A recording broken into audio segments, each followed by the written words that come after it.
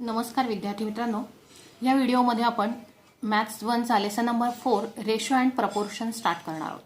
बघा, या आधीच्या व्हिडिओमध्ये तुम्हाला first lesson, second lesson, third lesson सुद्धा पाहायला मिळतील. आपण या भागामध्ये बघूया रेशो अँड प्रपोर्शन. बघा, धड्याच्या सुरुवातीलाच एक एक्झाम्पल दिलेला आहे. The rava laddu prepared by Vimal are tasty, for which she takes 1 bowl of ghee, 3 bowls of rava and 2 bowls of sugar. बघा, इथे विमलने रव्याचे लाडू बनवले आहेत आणि त्यासाठी तिने हे प्रमाण घेतलेलं आहे की 1 बाउल घी घेतलंय, 3 बाउल्स रवा घेतला आणि 2 बाउल्स शुगर घेतलेली आहे. जर तिला यापेक्षा जास्त प्रमाणात लाडू बनवायचे असतील, समजा त्यासाठी तिने 30 बाउल्स एवढा रवा घेतला असेल, तर त्याच पटीमध्ये तिला घी आणि शुगर सुद्धा घ्यावं लागेल. बघा, इथे बघितलं तर 3 बाउल्सच्या 10 टाइम्स तिने रवा वाढवलेला आहे. 3 10 जा 30, म्हणजे तिने 10 पट एवढा रवाचं प्रमाण वाढवलेलं आहे. तर 10 पटीनेच तिला घी आणि शुगरचं प्रमाण सुद्धा वाढवावं लागेल. सो तिला घी हे 10 बाउल्स घ्यावं लागेल आणि शुगर 10 2 जा 20, म्हणजे 20 बाउल्स एवढी शुगर 30 बाउल्सच्या रव्याचे लाडू बनवण्यासाठी तिला घ्यावं लागेल. सो इथे रवा आणि शुगर याचं प्रपोर्शन काय आहे तर 3:2. 3:2. समजा तिला यापेक्षा जास्त मोठ्या क्वांटिटीमध्ये लाडू बनवायचे असतील, तर तिने 666 बाउल्स एवढा रवा जर तिने घेतला असेल, तर त्यासाठी तिला घी आणि शुगर किती प्रमाणात घ्यावं लागेल बघूयात आपण. तिने घी, रवा आणि शुगर हे 1:3:2. बघा, 1:3:2 या प्रपोर्शनमध्ये घेतलेलं आहे. यासाठी आपण कॉमन के ही व्हॅल्यू इथे पुट करूया की के टाइम्स ऑफ घी, 3K टाइम्स ऑफ रवा आणि 2K टाइम्स ऑफ शुगर तिने घेतलेली आहे. म्हणजे K is equal to 3K is equal to 2K हे प्रपोर्शन त्या पदार्थांचं आहे. मग आता 3K ही क्वांटिटी कशासाठी आहे तर रव्यासाठी आहे. मग इथे आपण 3K इज इक्वल टू 666 केलं, कारण तिने रवा किती घेतलेला आहे 666 बाउल्स एवढा रवा तिने घेतलेला आहे. मग जर आपण 3K इज इक्वल टू ही व्हॅल्यू पुट केली तर आपल्याला K ची व्हॅल्यू या ठिकाणी मिळू शकेल. तर K इज इक्वल टू येईल बघा 666 डिवायडेड बाय 3 केलं तर K ची व्हॅल्यू येते 3 2 जा 6, 3 2 जा 6, 3 2 जा 6. K ची व्हॅल्यू आपल्याला मिळाली 222. आता हीच K ची value K is equal to काय आपण सपोज केलेलं आहे की K is equal to ghee आहे. सो घी किती घ्यावं लागेल तिला एवढे लाडू बनवण्यासाठी, एवढ्या रव्याचे लाडू बनवण्यासाठी, तर K इज इक्वल टू तिला घी घ्यावं लागेल 222 बाउल्स. एवढे बाउल तिला घी घ्यावं लागेल.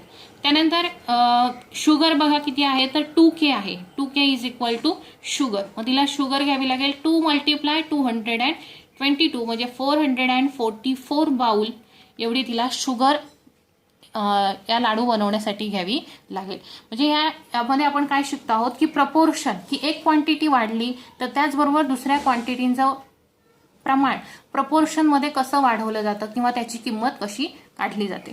बघा, यामध्ये तुम्हाला असंही एक्झाम्पल येऊ शकतं. ट्रायंगल ABC दिलेला आहे. ट्रायंगल ABC मध्ये अँगल A, अँगल B आणि अँगल C हे 1:2:3 या प्रपोर्शनमध्ये आहेत. तर तुम्हाला अँगल A, अँगल B आणि अँगल C फाइंड आउट करायचं आहे. बघा, तुम्हाला फक्त प्रपोर्शन दिलंय, बाकी काहीही माहिती दिलेली नाही. तरी सुद्धा आपण एक्झाम्पल कसं सॉल्व्ह करू शकतो. आपल्याकडे प्रपोर्शन आहे. मग आपण सपोज करू शकतो की x प्लस 2x प्लस 3x. इथे आपण x कॉमन घेतलेला आहे. इथे अँगलचे जे मेजर्स आहेत ते आपल्याला प्रपोर्शनमध्ये दिले. मग इथे आपण मानलं आहे x, इथे 2x आणि इथे 3x. x प्लस 2x प्लस 3x ही काय झाली आहे, तिन्ही अँगल्सची सम आपण केलेली आहे. मग तिन्ही अँगल्सची सम किती येते तर 180 डिग्री येते. आपल्याला ते माहिती आहे कोणत्या प्रॉपर्टीनुसार तर according to angle sum property of triangle. According to angle sum property of triangle याच्यावरून आपण म्हणू शकतो की x प्लस 2x प्लस 3x is equal to 180 degree. इथे तुम्ही असे लिहू शकता की angle A is equal to x, angle B is equal to 2x and angle C is equal to 3x दिलेल्या प्रपोर्शनवरून. सो त्यांची ॲडिशन 180 डिग्री आली according to angle some of property of triangle. मग देअरफॉर जर आपण ही तिन्ही सम केली तर x plus 2x 3x and 3x plus 3x 6x या ठिकाणी येणार आहेत इज इक्वल टू 180 डिग्री. एक्सची व्हॅल्यू काढण्यासाठी 6 आपण डिवाइड करू. 180 डिवायडेड बाय 6 केलं तर एक्स इज इक्वल टू येणार आहे 6 3 जा 18 600. एक्सची व्हॅल्यू आपल्याला 30 मिळाली. मग अँगल ए काय आहे? Angle A is equal to काय लिहिले आपण इथे एक्स, सो तो येईल 30 डिग्री. देन अँगल बी काय आहे? Angle B is equal to 2x म्हणजेच 2 मल्टिप्लाय 30 तो येईल 60 degree. Then angle C is equal to 3x, so 3 multiply 30 means 90 degree. बघा दिलेल्या प्रोपोर्शनवरून आपण त्या ट्रायंगल मधल्या सगळ्या अँगल्सचे मेजर्स किती आहेत ते फाइंड आउट करू शकलेलो आहोत. या प्रकारे याचा आपल्याला गणित सोडवताना उपयोग करायचा आहे. सपोज आणखीन एक उदाहरण बघू. आता इथे आपल्याला 3च क्वांटिटी दिलेल्या होत्या. कधी कधी तुम्हाला 4 क्वांटिटीज दिलेल्या असतात आणि त्यावरून आन्सर फाइंड आउट करायचं असतं. सपोज की इथे काही नॅचरल नंबर्स आहेत. नॅचरल नंबर्स प्रपोर्शनमध्ये दिलेले आहेत की 2:3 3:7:4. या नॅचरल नंबर्सची सम 48 येते. तर ते कोणते नॅचरल नंबर्स आहेत हे आपल्याला फाइंड आउट करायचं आहे. बघा क्वांटिटीज 4 दिलेल्या आहेत. मग या ठिकाणी आपण फर्स्ट नंबर 2x मानू, सेकंड नंबर 3x मानू, थर्ड नंबर 7x मानू आणि फोर्थ नंबर 4x मानू. हे 2x 3x 7x आणि 4x हे नॅचरल नंबर आहेत आणि यांची सम काय येते? 48 येते. हे त्यांचं प्रपोर्शन दिलेलं आहे. त्या प्रपोर्शनवरून आपल्याला हे नंबर फाइंड आउट करायचे आहेत. सो यांची सम आहे तर त्याच्यात आपण ॲडिशनचं साईन घेऊया अँड इज इक्वल टू किती येते ती 48. मग हे जर आपण सॉल्व्ह केलं तर त्याच्यावर आपल्याला एक्सची व्हॅल्यू मिळेल आणि त्यावरून आपण 2x 3x 7x आणि 4x हे नंबर किती आहेत ते आपण शोधू शकू. मग या प्रकारे आपल्याला 3 क्वांटिटीज दिल्या असतील किंवा 4 क्वांटिटीज दिल्या असतील तरी सुद्धा आपल्याला त्याची व्हॅल्यू शोधता येते. त्यानंतरचा भाग आपल्याला दिलेला आहे मुलांनो डायरेक्ट व्हेरिएशन आणि इनव्हर्स व्हेरिएशन. डायरेक्ट व्हेरिएशन आणि इनव्हर्स व्हेरिएशन. आधी आपण बघूया की डायरेक्ट व्हेरिएशन म्हणजे काय. या अगोदर तुम्ही 8वीला सुद्धा हा भाग शिकलेला आहात की डायरेक्ट व्हेरिएशन कशाला म्हणायचं. बघा इथे पेट्रोल दिलेलं आहे. पेट्रोल एक्सने दाखवलंय आणि त्याची प्राइस खाली दिलेली आहे. म्हणजे 1 लिटर पेट्रोलसाठी आपल्याला 80 रुपीज द्यावे लागतात. 2 लिटर पेट्रोलसाठी किती द्यावे लागतील तर 82 जा 160 रुपीज. आपण 5 लिटर पेट्रोल घेतलं तर त्यासाठी आपल्याला 400 रुपीज द्यावे लागतील आणि 10 लिटर पेट्रोल घेतलं तर त्यासाठी आपल्याला 800 रुपीज द्यावे लागतील. बघा या ठिकाणी काय होतं की पेट्रोलची क्वांटिटी आपण वाढवली तर आपल्याला त्याची प्राइस सुद्धा वाढवावी लागते किंवा जास्त आपल्याला पेड करावी लागते. आपण वस्तू जेवढी जास्त खरेदी करणार तेवढे आपल्याला पैसे जास्त भरावे लागतात. बघा इथे ही पेट्रोल ही एक क्वांटिटी आहे आणि प्राइस ही एक क्वांटिटी आहे. या ठिकाणी फर्स्ट क्वांटिटी जर इन्क्रीज झाली तर त्याबरोबर रिलेटेड त्याची सेकंड क्वांटिटी आहे ती सुद्धा काय होते इन्क्रीज होते. या प्रकाराला काय म्हणायचं आहे डायरेक्ट व्हेरिएशन. बघा या ठिकाणी आपण पेनचं उदाहरण घेऊ शकतो. आपण एक पेन 5 रुपीजला खरेदी केला. त्याचबरोबर समजा मी 2 पेन्स घेतले तर त्याचे कॉस्ट ट्वाइस होणार आहे. 10 रुपीज मला द्यावे लागतील. म्हणजे जितकी मी पेनची संख्या वाढवत जाणार आहे तितकेच मला पैसे सुद्धा जास्त पेड करावे लागतील. म्हणजे तिथे काय होतं एक क्वांटिटी इन्क्रीज झाली तर रिलेटेड अनादर क्वांटिटी सुद्धा इन्क्रीज होते. या प्रकाराला काय म्हणायचं आहे डायरेक्ट व्हेरिएशन. हेच आपण उलटं सुद्धा म्हणू शकतो की जर एक क्वांटिटी डिक्रीज झाली 10 लिटर पेट्रोल घेतलं आधी त्यानंतर 5 लिटर घेतलं 2 लिटर घेतलं 1 लिटर घेतलं म्हणजे इकडे पेट्रोलचं प्रमाण जर कमी कमी होत गेलं तर त्याची कॉस्ट सुद्धा काय होत जाणार आहे कमी कमी होत जाणार आहे. म्हणजे ज्या प्रपोर्शनमध्ये एखादी क्वांटिटी इन्क्रीज झाली तर त्याच्याशी रिलेटेड अनदर क्वांटिटी सुद्धा इन्क्रीज होते त्याला सुद्धा आपण डायरेक्ट व्हेरिएशन म्हणतो. किंवा एखादी क्वांटिटी डिक्रीज झाली तर त्याच्याशी रिलेटेड अनदर क्वांटिटी सुद्धा डिक्रीज होते त्याला सुद्धा आपण डायरेक्ट व्हेरिएशन असं म्हणतो. दोन्ही काय होतं त्या क्वांटिटीज एकतर दोन्ही क्वांटिटीज कमी होतात किंवा दोन्ही क्वांटिटीज वाढतात याला म्हणायचं आहे डायरेक्ट व्हेरिएशन. त्याचबरोबर आहे दुसरा प्रकार इथे दिलेला इनव्हर्स व्हेरिएशन. बघा इनव्हर्स व्हेरिएशन म्हणजे काय. आता या ठिकाणी एक उदाहरण पाहू आपण. एक गाडी आहे त्या गाडीचा स्पीड आहे 100 किलोमीटर पर आवर. ती गाडी एका तासाला 100 किलोमीटर एवढं अंतर जाते. त्या गाडीला 500 किलोमीटर एवढं अंतर जायचं आहे तर तिला किती वेळ लागेल. बघा एका तासाला 100 किलोमीटर जाते तर 500 किलोमीटर जाण्यासाठी तिला किती तास लागतील तर 5 तास या ठिकाणी लागतील. तीच गाडी जर 50 किलोमीटर पर आवर म्हणजे एका तासाला 50 किलोमीटर या स्पीडनी ती गाडी नेली तर 500 किलोमीटर डिस्टन्स कव्हर करायला त्या गाडीला किती वेळ लागेल? तर डिस्टन्स तेच आहे, डिस्टन्स सेम आहे. तर 50 किलोमीटर पर आवर्स या वेगाने गेल्यानंतर त्या गाडीला किती वेळ लागणार आहे? तर 10 आवर्स या ठिकाणी लागणार आहे. बघा हे कसं काढतो आपण? तर speed is equal to distance upon time. मग या ठिकाणी डिस्टन्स दिलेला आहे, आपल्याला स्पीड दिलेला आहे. मग डिस्टन्स डिवायडेड बाय स्पीड केला तर आपल्याला टाइम मिळेल. म्हणजे 500 डिवायडेड बाय 50 केलं तर आपल्याला 10 आवर्स मिळतील. तर त्या गाडीला 500 किलोमीटर एवढा डिस्टन्स जाण्यासाठी 10 आवर्स लागणार आहेत. त्याच गाडीने जर 250 किलोमीटर पर आवर, एका तासाला 250 किलोमीटर एवढी ती गाडी एवढ्या वेगाने गेली तर 500 किलोमीटर डिस्टन्स कव्हर करायला त्या गाडीला किती वेळ लागणार आहे? फक्त 2 आवर्सच लागणार आहेत. 2 तासात ती गाडी पोहोचू शकते. बघा इथे काय दिसतं आपल्याला की स्पीड जर आपण 100 किलोमीटरनी जर 100 किलोमीटर पर आवर या स्पीडनी गेलो तर आपल्याला जायला 5 आवर्स लागले. तोच स्पीड जर आपण इकडे वाढवला 250 किलोमीटर पर आवर केला तर आपल्याला जाण्यासाठी कमी वेळ लागला. म्हणजे इथे काय होतंय की एक क्वांटिटी जर इन्क्रीज केली तर त्याच्याशी रिलेटेड अनदर क्वांटिटी काय होते? डिक्रीज होते. बघा इथे स्पीड वाढवला तर तास कमी लागतात आणि स्पीड जर कमी केला तर तास जास्त लागतात. बघा इथे स्पीड कमी केला, 100 पेक्षा स्पीड कमी केला, 50 किलोमीटर पर आवर केलं, पण इथे तास काय झाले? जास्त लागले.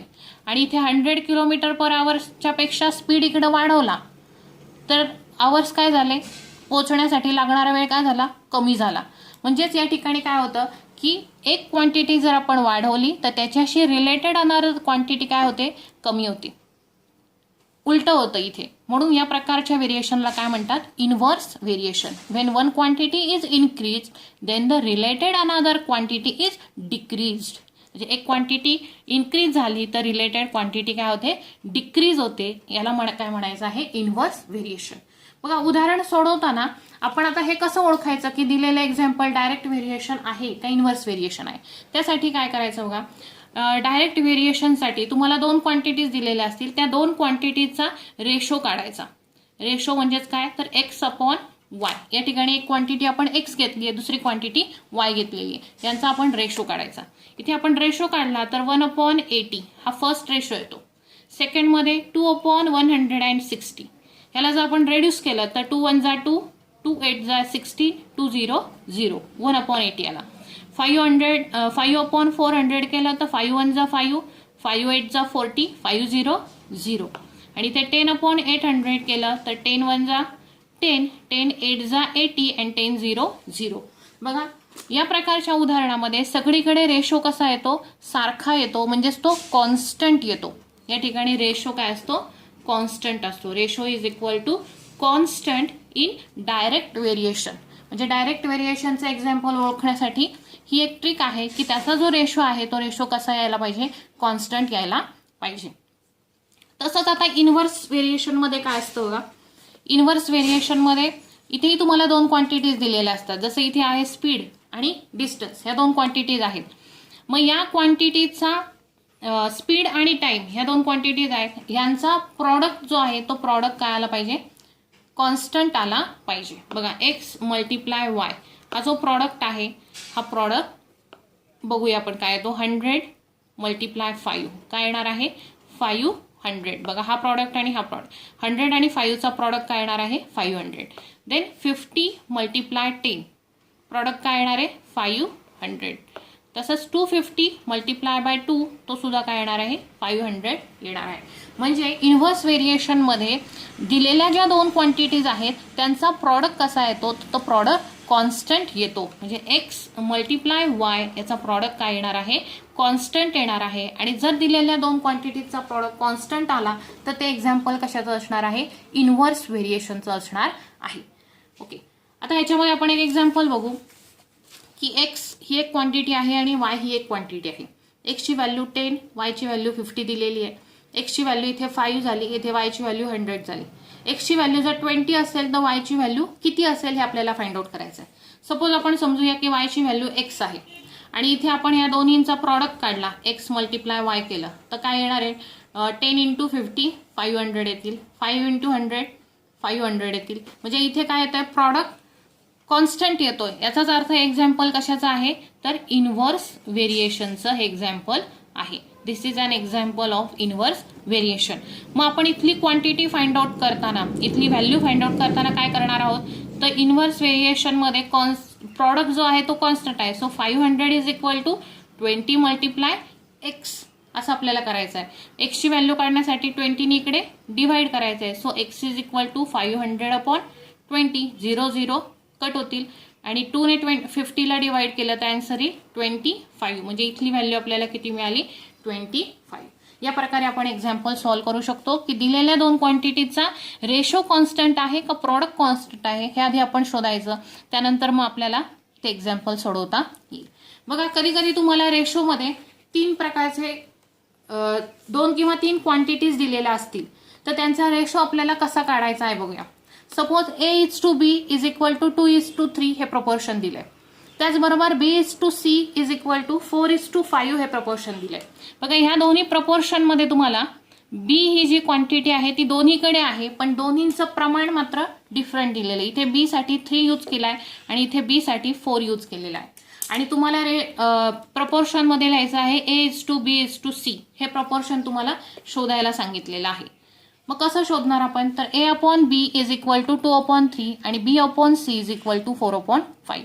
आता या ठिकाणी काय करायचं आहे, तर A/B ला म्हणजेच 2/3 ला यातला जो B आहे या B ने इकडे मल्टिप्लाय करायचं आहे न्यूमरेटर आणि डिनॉमिनेटरला.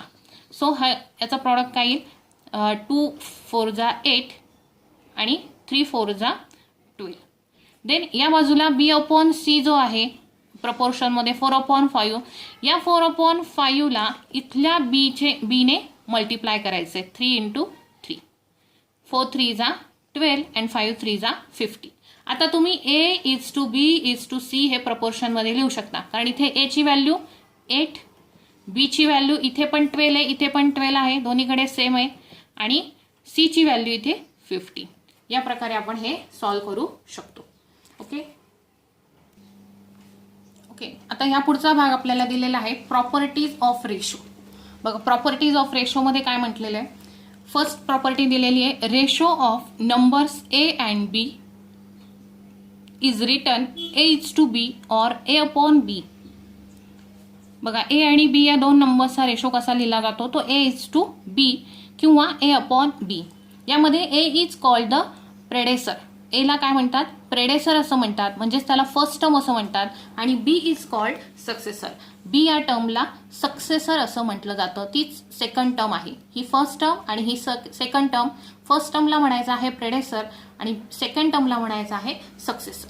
ओके. सेकंड पॉइंट आहे यातला, in the ratio of 2 numbers, की जर दिलेल्या 2 नंबर्सचा ratio, if the second term is 100 then it is known as percentage. जर दिलेल्या रेशोमध्ये सेकंड टर्म ही जर 100 आली तर त्या रेशोला पर्सेंटेज असं म्हटलं जातं. फॉर एक्झाम्पल इथे दिले बघा 25/100 ही आहे खालची सेकंड टर्म, वरची आहे फर्स्ट टर्म. मग सेकंड टर्म 100 आहे, याचाच अर्थ हे आपण कसं रीड करू शकतो, 25% असं आपण रीड करू शकतो.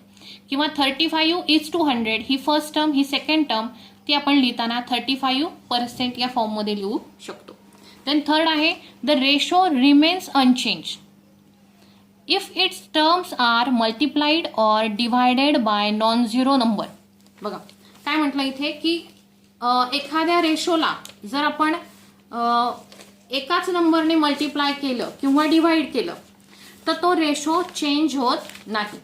बघा फॉर एक्झाम्पल आपण बघूया की 3/4 हा नंबर आहे किंवा हा रेशो आहे, याला आपण 3 × 2 4 × 2 केलं तर आन्सर काय येणार आहे, 6 / 8. ओके.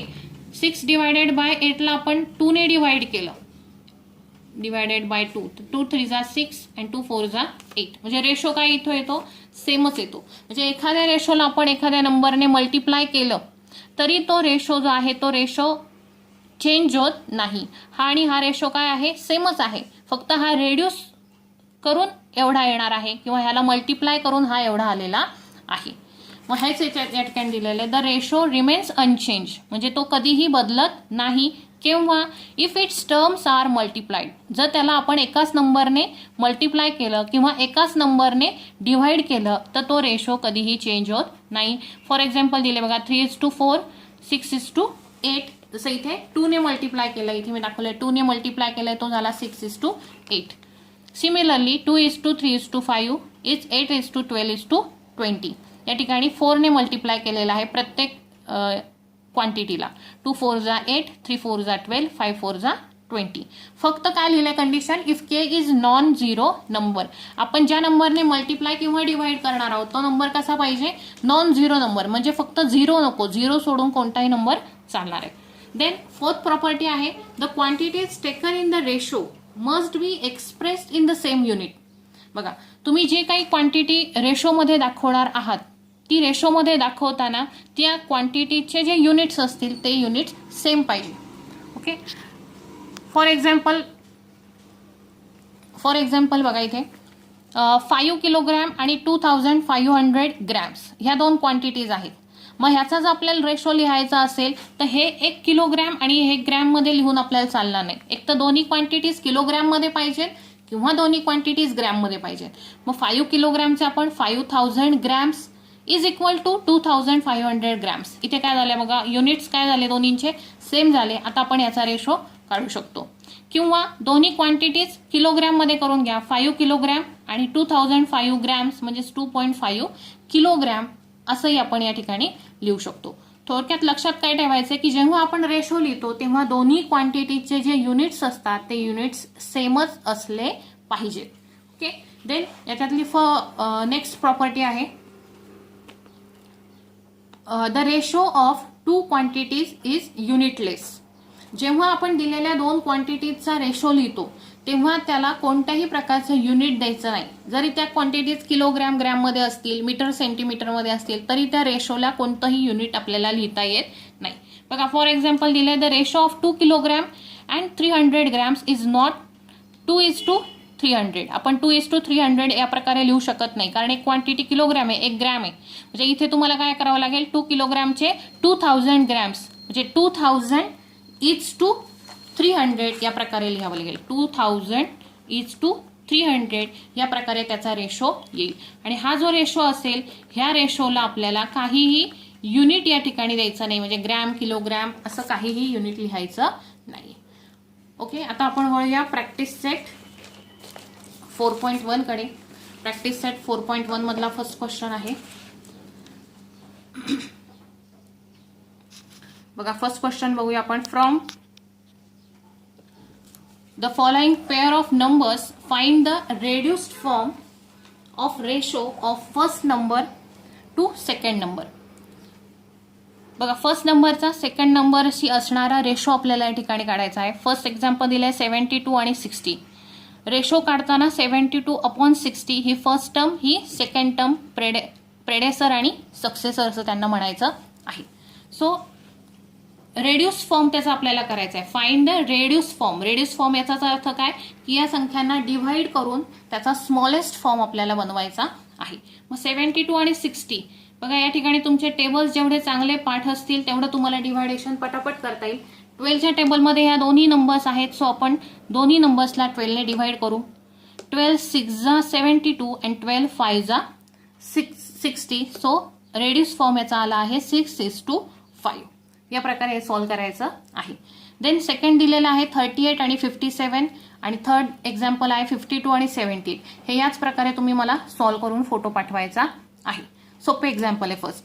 देन क्वेश्चन नंबर 2 पाहूया आपण. क्वेश्चन नंबर 2 आहे, find the reduced form of the ratio of first quantity to second quantity. बघा, इथे सुद्धा काय करायचं आहे, फाइंड द रेड्युस फॉर्म. म्हणजे इथे सुद्धा रेड्यूस याचा अर्थ काय की दिलेल्या क्वांटिटीजला डिव्हाइड करून त्याचा स्मॉल फॉर्म बनवायचा आहे. Of the ratio of first quantity to second quantity. First क्वांटिटीचा सेकंड क्वांटिटीशी रेशो आपल्याला फाइंड आउट करायचा आहे. बघा, फर्स्ट एक्झाम्पल आहे 700 रुपीज 300 रुपीज. सेकंड आहे 14 रुपीज आणि सेकंड क्वांटिटी 12 रुपीज 40 पैसे. बघा, कधी रेशो काढताना काय सांगितलेलं होतं, आता आपण प्रॉपर्टीजमध्ये वाचलं की त्या ठिकाणी ज्या दोन्ही क्वांटिटीज असतील त्यांचे युनिट्स कसे पाहिजेत, सेम पाहिजे. आता फर्स्ट क्वांटिटीमध्ये दोन्हीकडे रुपीज आहे, इथे काही प्रॉब्लेम नाही आपल्याला रेड्यूस करायला. पण सेकंडमध्ये एकीकडे रुपीज आहे आणि एकीकडे रुपीज आणि पैसे दोन्ही दिलेलं आहे, ह्याचं आपल्याला कन्व्हर्जन करावं लागेल. आधी आपण बघूया फर्स्ट एक्झाम्पल. फर्स्टमध्ये येईल 700 डिवायडेड बाय 308. बघा दोन्ही इव्हन नंबर्स आहेत, दोन्हीकडे आधी आपण 2 ने डिवाइड करू. 2 ने डिवाइड केलं तर त्या ठिकाणी येईल 2 ने 700 ला डिवाइड केलं तर येतं 350 आणि 308 ला डिवाइड केलं तर येईल 154. आता पुन्हा 350 154 हे दोन्ही इव्हन नंबर्स आहेत, त्याला पुन्हा 2 ने डिवाइड करायचं आहे. Divided by 2 divided by 2. त्याचा आन्सर येईल बघा 350 ला 2 ने डिवाइड केलं तर आन्सर येईल 2 1 जा 2, 3 मायनस 2 1, 1 आणि 5 15 झाले. 2 7 जा 14, 15 मधून 14 गेले 1 राहिला, 1 आणि 0 10, 2 5 जा 10. तुम्ही साईडलाही करू शकता प्रॉपर आपल्या रेग्युलर मेथडने आणि मग इथे आन्सर लिहू शकता. 2 7 जा 14, 15 मायनस 14 1 येतील, 1 आणि 4 मिळून झाले 14, 2 7 जा 14. 175 अपॉन 77. 175 अपॉन 77. आता याला पुन्हा आपल्याला डिवाइड करायचं आहे बघा. 175 डिवायडेड बाय 7 आणि इथे पण डिवायडेड बाय 7 करू आपण. 175 डिवायडेड बाय 7 केलं तर 7 2 जा 14, 17 मायनस 14 केले तर 3 येतील, 3 आणि 5 मिळून 35, 7 5 जा 35, 7 1 जा 7, 7 1 जा 7. ओके, ह्या नंबर्सला डिवाइड करता येणार नाही. सो हा रेशो फॉर्ममध्ये लिहा 25:11 हे आलं आहे त्याचं स्मॉलेस्ट फॉर्म किंवा रेड्यूस फॉर्म.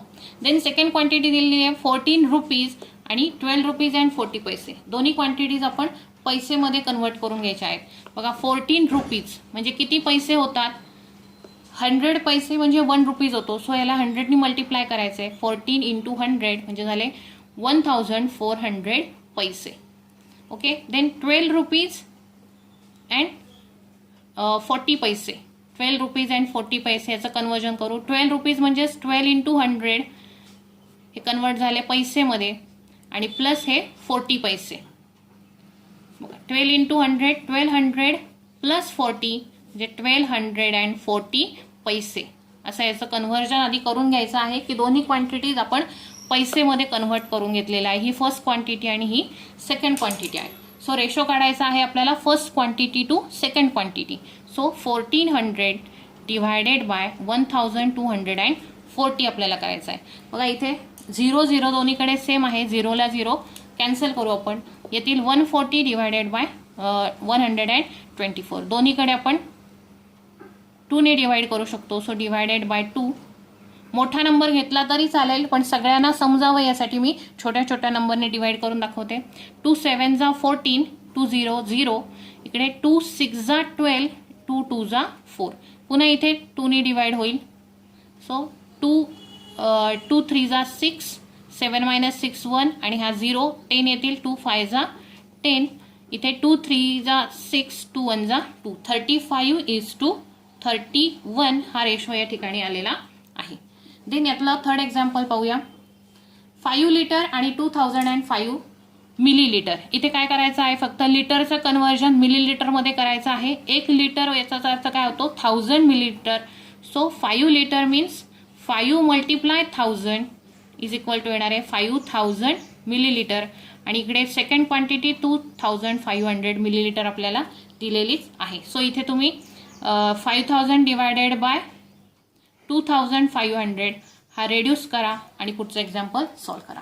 देन आहे 3 इयर्स 4 मंथ्स आणि 5 इयर्स 8 मंथ. आता हे दोन्ही क्वांटिटीज आपल्याला मंथमध्ये चेंज करायचे आहेत. Okay, 3 years and 4 months is equal to 3 years 1 year म्हणजे 12 मंथ. सो 3 मल्टिप्लाय बाय 12 करूया आपण, प्लस त्यामध्ये 4 मंथ ॲड करायचे. सो 12 3 जा 36 plus 4 is equal to 40 month. First quantity काय आलेली आहे 40 मंथ आलेली आहे. आणि सेकंड क्वांटिटी काय येईल बघा 5 इयर्स प्लस 8 मंथ्स. 5 इयर्स म्हणजेच काय येईल 5 मल्टिप्लाय 12 हे झालं मंथमध्ये कन्व्हर्जन आणि प्लस हे परत 8 मंथ यामध्ये ॲड करायचे. सो टोटल होतील 12 5 जा 60 प्लस 8 म्हणजे 68 मंथ या ठिकाणी येतील. ओके, म्हणजे आपल्याला फर्स्ट क्वांटिटी मिळाली, सेकंड क्वांटिटी मिळाली. त्याचा रेशो खाली काढायचा आहे 40/68 आणि याचा रेड्यूस फॉर्म तुम्ही करायचा आहे. ओके, बघा क्वेश्चन 2 मधलंच 5th एक्झाम्पल दिलेलं आहे 3.8 किलोग्रॅम आणि 1900 ग्रॅम्स. आता इथे दोन्ही क्वांटिटीज सेम करून घ्यायच्यात आपल्याला, दोन्ही ग्रॅम्समध्ये करून घ्यायचं आहे. 1 kilograms means 1000 gram. So 3.8 kilogram converted into 3.8 into 1000 ने मल्टिप्लाय करायचं आहे त्याला, कारण 1 किलोग्रॅम म्हणजे 1000 ग्रॅम्स. सो या ठिकाणी काय 38000. बघा 1000 ने मल्टिप्लाय केल्यावर हे येईल आणि एक डिजिट सोडून पॉईंट द्यायचा आहे. 3800 ग्रॅम्स या ठिकाणी मिळाले. आणि सेकंड क्वांटिटी ऑलरेडी 1900 ग्रॅम्सच तुम्हाला दिलेली आहे. सो हे रेड्यूस करायचं आहे या प्रकारे. 0 कॅन्सल करा आणि 38 आणि 19 सुद्धा रेड्यूस करा. देन याच्यातलं 7th आहे 7 मिनिट्स 20 सेकंड्स 5 मिनिट्स 6 सेकंड. दोन्ही क्वांटिटीज आपल्याला सेकंदमध्ये कन्वर्ट करायच्या आहेत. बघा 7 मिनिट्स आणि 20 सेकंड्स यांचं कन्वर्जन किती होईल. 1 मिनिट म्हणजे 60 seconds. So 7 multiply by 60 minutes seconds आपण कन्वर्ट केले, 60 ने मल्टिप्लाय केलं. So 20 seconds. सो हे होतील 7 6 42 आणि वरचा 0. 42 plus 20 is equal to 440 seconds. ही फर्स्ट क्वांटिटी आपली कन्वर्ट झाली. Then second quantity 5 minutes and 6 seconds. So 5 मिनिट्सचे सेकंड करताना त्याला 60 ने मल्टिप्लाय करायचं आहे, कारण 1 मिनिट म्हणजे 60 seconds. So 5 into 60 seconds plus 6 seconds. So 6 5 30 आणि हा 0. 300 प्लस 6 म्हणजे 306 सेकंड्स. सो दोन्ही क्वांटिटीज मिळालेल्या आहेत आपल्याला. 440 डिवायडेड बाय 306 ह्या क्वांटिटी रेड्यूस करायच्या आहेत.